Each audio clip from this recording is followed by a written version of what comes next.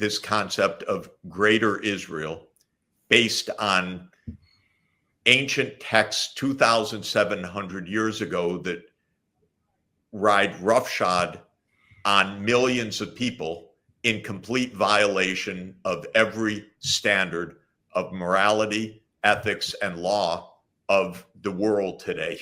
So if we're living in 7th century BC and guided by a quite genocidal text, by the way, which these people read, and it says, go kill everyone in this territory because this is your territory.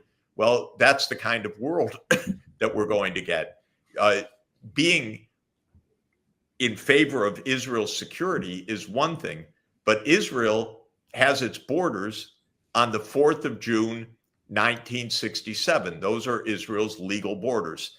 The International Court of Justice just said that again, but that goes back 57 years, actually, to the fall of 1967, after the war in that year, when in UN Security Council Resolution 242, it was already said that those occupied lands are not Israel's.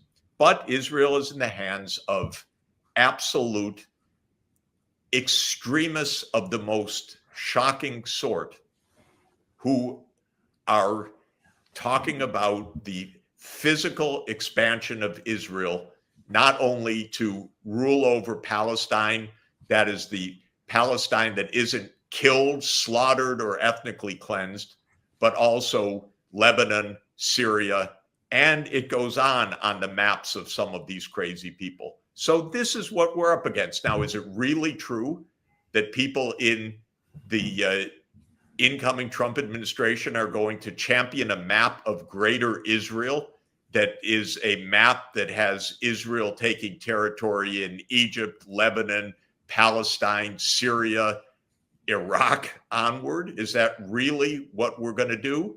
Because then we're going to drive to the end of the world in nuclear war, because it's so crazy. You can't even imagine that people would say this. So people have to define their terms. It's one thing to support Israel's security. It's another thing to believe that the American military and American foreign policy is dedicated to the delusions of people reading 2,700-year-old texts about slaughtering peoples so that there can be a greater Israel.